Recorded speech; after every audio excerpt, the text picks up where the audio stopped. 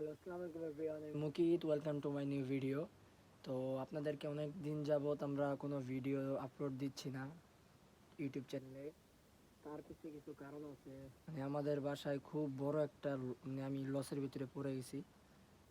আগে আপডেটগুলো দিই, তারপর লসের খবরটা বলি। তো এই যে এখানে আমাদের রেসারের কিন্তু আগে ডিম ছিল, ওই ডিমগুলো আমি মালিটাকে যার থেকে আনছি ওর কাছে দিয়ে দিছি। তো দেওয়ার 2 দিন পরে ওখানে বেবি উঠছে।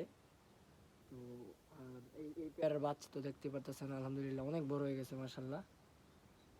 আর এই বাচ্চাগুলোকে 1 সপ্তাহ অথবা 10 দিন পর আলাদা করে দেওয়া যাবে।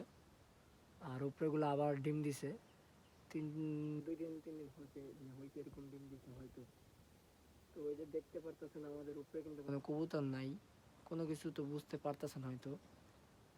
তো ঈদের পরের দিন আমাদের বাসা থেকে কবুতর চুরি হয়।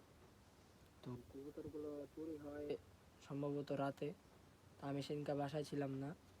তো কবুতরের ঘর সব আমার বাবা আটকে দিয়ে গেছিল, কিন্তু তারপরও আমার কবুতরগুলো চুরি হয়।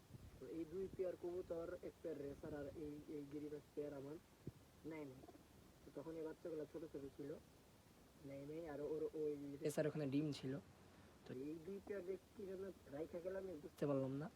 তো আমার বাইরে 3টা কবুতর ছিল ছাড়া, 3টাই তো, হ্যাঁ, এই 3টা কবুতর ছড়ে এই 2টা গিরিবাজ মেল ছিল। আর এই যে এখানে একটা কাগজি কবুতর ছিল, আমি অনেক শখ করে কালেকশন করছিলাম ভালো একটা কবুতর।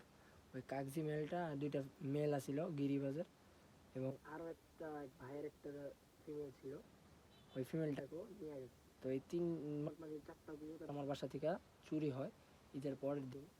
তো যেই কারণে আমরা আর ভিডিও আপলোড করিনি, এবং আমি তারপরে থেকে 2টা হাটে গেছি, আমার কবুতরগুলোকে আমি পাই নাই, কেউ সেল দিতেও আনে নেই।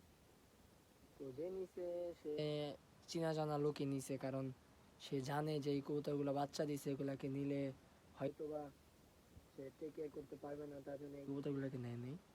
তো যার কারণে ভিডিও দেওয়া হইতেছে না। তো ইনশাল্লাহ ভিডিও আবার পাবেন।